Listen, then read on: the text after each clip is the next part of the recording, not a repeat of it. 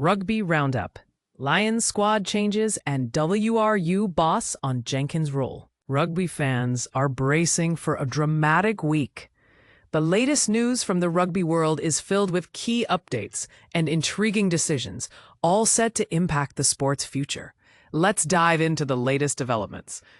On July 21, the rugby scene was abuzz with news of the British and Irish Lions, who are navigating their tour with a mix of strategy and unexpected challenges. The team confirmed that some players might leave the squad ahead of the final two tests, as they weigh their options after Tuesday's match against the First Nations and Pasifika 15. This critical game could determine the fate of several players, including those from Scotland like Gregor Brown, who joined the squad on July 21. Speaking about the dynamics of the team, Simon Easterby emphasized that the decision on player retention or departure will be made after assessing the outcome of the upcoming match. He acknowledged that injuries could play a significant role in these decisions, highlighting the unpredictability of the situation. Meanwhile, in Wales, the Welsh Rugby Union, WRU, is considering the role of experienced coach Neil Jenkins. Despite his long-standing involvement with the Welsh team, Jenkins was not included in Matt Shellett's coaching team for the Tour of Japan. However, he remains on a permanent contract, and the WRU is keen to utilize his wealth of experience. Dave Redden, the WRU's Director of Rugby and Elite Performance, is working closely with new head coach Steve Candy to assemble a strong coaching lineup, emphasizing the importance of a cohesive team environment. But here's where it gets interesting. The retention of veteran coaches like Jenkins raises questions about balancing experience with fresh perspectives. This conundrum highlights the delicate balance between maintaining tradition and embracing change. Redden's approach suggests a deep consideration of roles within the team, ensuring that everyone is fully engaged and contributing to the team's success. Moving to the intense rivalry between the Lions and Australia. British and Irish Lions hooker Jamie George predicts an explosive second test in Melbourne. The match is expected to be a high-energy encounter, with Australia bolstering their lineup to counter the Lions' assertive start in the series.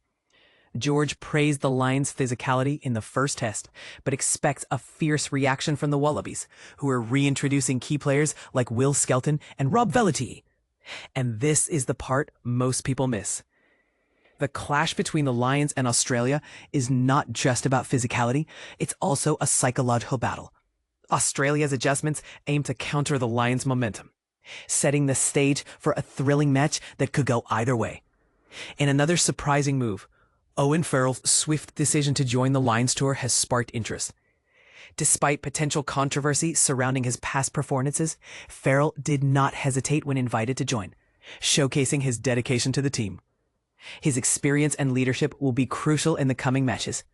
What do you think? Should teams prioritize experience or fresh talent?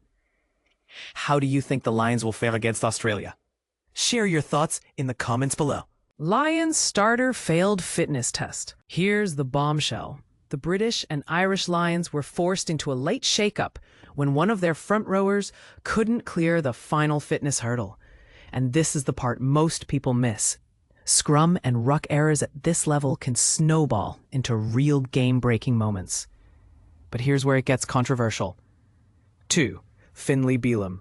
Rugby Pass gave him just 4 out of 10, likening his night in the scrum to a white shirt that's been rinsed under a bolognese torrent, completely out of his depth. Beyond those set-piece struggles, a scrum, for newcomers, is when 8 forwards lock together and push against the other side for control. Losing here hands the initiative and often points to your opponent.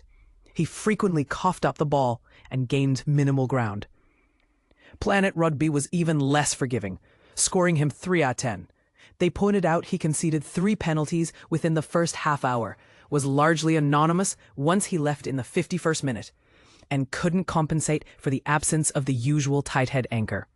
Balls clocked him at 4 out of 10, citing a disastrous scrum period and penalties that kept piling up, while ruck settled on 5.5 out of 10 after he flew into a ruck off his feet, an infringement that hands away easy penalties, and was beaten in a crucial scrum by opponent Linton Iley for another penalty.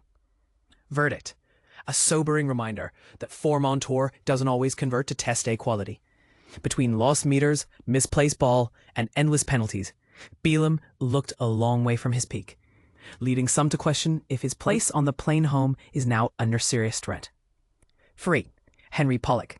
The Telegraph rated him 5 out of 10, praising a fiery early skirmish with WRU and a late turnover, but noting the rest of his performance felt muted. Balls awarded him 6 out of 10, observing he spent much of the match in the wrong spots, peeling off scrums when the team needed him to dig in, then only sporadically engaging in breakdowns or line-out work. The Irish Times also settled on 6 out of 10, commending a decisive breakdown penalty and a handful of line-out steals, yet warning that an unfamiliar stint at number 8 left him chasing shadows rather than making impact. Verdict: after an aggressive start, Pollock faded fast, proving that raw energy can evaporate if you're not in your accustomed role. Is this the end of his Lions odyssey? Controversy alert. Are these scores overly punitive for 2 players simply having off nights? Or do they expose genuine cracks in the Lions' bench strength? Should the coaching staff ditch sentimental picks in favor of form reliability? Share your take below. Do you think Bealham and Pollock deserve another chance? Or is their tour effectively over? Continued on page 3 for deeper analysis and behind-the-scenes insight. Lions disruption versus Wallabies power. Can the Lions seal the series? The stakes couldn't be higher as the British and Irish Lions face a revitalized Wallabies side in Melbourne, with both teams aware that this clash could define the series. The Lions are riding high after their first test victory, but questions linger about whether disruptions within their ranks could derail their momentum. Meanwhile, Australia's return to full strength with key players back in action adds an electrifying layer of unpredictability. And let's not forget, it's all happening at the iconic Melbourne Cricket Ground, MCG, where up to 100,000 fans will create an atmosphere unlike anything seen so far on this tour. But here's where it gets controversial. Has Andy Farrell made too many changes to the lineup? With 7 alterations from the first test, including 3 in the starting F22, some might argue the Lions are tinkering with a winning formula. For instance, Bundy Aki, Ollie Chessum, and Andrew Porter step into the starting roles, while Owen Farrell, Jack Morgan, and Blair Kinghorn join the bench. These decisions come partly due to unavoidable disruptions, like injuries sidelining Joe McCarthy, whose commanding presence in the pack was instrumental last week. His absence means Maro Itoje partners with Chessum in the lock position, reshaping the dynamic of the forward pack entirely. Then there's Gary Ringrose's story, a narrative steeped in selflessness and sacrifice. Despite being named in the initial squad for the second test, Ringrose informed Farrell midweek that he was experiencing renewed concussion symptoms. This decision to remove himself from contention is remarkable given his stellar form throughout the tour. At 30 years old, Ringrose has never played in a Lions test match, making his choice even more poignant. Hugh Jones steps in at outside center. But how will he fare without Sione Tuipulotu alongside him? On the bench, James Ryan's inclusion raises eyebrows. With 3 locks already featuring in the starting lineup, some may wonder why another wasn't swapped out for an additional back row option. Meanwhile, Ben Earl and Marcus Smith find themselves axed, sparking debate among supporters. Would any other national coach have trusted Owen Farrell enough to include him in such a pivotal Lions test squad? It's a bold move by Farrell, and opinions are sure to divide. And this is the part most people miss. While the Lions grapple with internal challenges, the Wallabies bring firepower back into the equation. Missing Will Skelton and Rob Valentini last week left gaping holes in Australia's physicality. But their return promises to level the playing field significantly. Skelton, known as one of rugby's largest and most imposing second rows, combines perfectly with Valentini, a 2-time Player of the Year winner. Their impact in contact situations will test the Lions' resolve like never before. Joe Schmidt has doubled down on raw power by opting for a 6-2 split between forwards and backs on the bench. Carlo Tizzano and Langi Gleeson provide fresh legs in the back row, though dropping Andrew Kellaway remains puzzling to some. Why hasn't Schmidt leaned on Teniela Tupou or Lukan Salakaia-Loto, who impressed earlier in the week?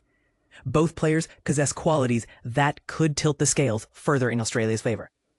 Now consider the MCG factor. Known globally as a shrine to sporting excellence, the stadium holds a special place in Australian culture. If the Wallabies can't rise to the occasion here, they'll struggle anywhere. The Lions must also contend with the psychological weight of performing under such immense scrutiny. As Farrell put it during media briefings, it's the biggest game of our lives. Captain Maro Itoje echoed these sentiments, emphasizing that games like this transcend ordinary rugby matches. They carry unique significance, demanding heightened focus, intensity, and precision. With everything on the line, Saturday's showdown looms large. Will the Lions seal the deal early, setting up a potential whitewash? Or will the Wallabies unleash a ferocious comeback to force a decider in Sydney? One thing is certain, emotions will run high and every moment will matter. So, what do you think? Do the Lions have what it takes to overcome adversity once again? Or will Australia's resurgence prove unstoppable? Make sure to share your thoughts below. We'd love to hear them.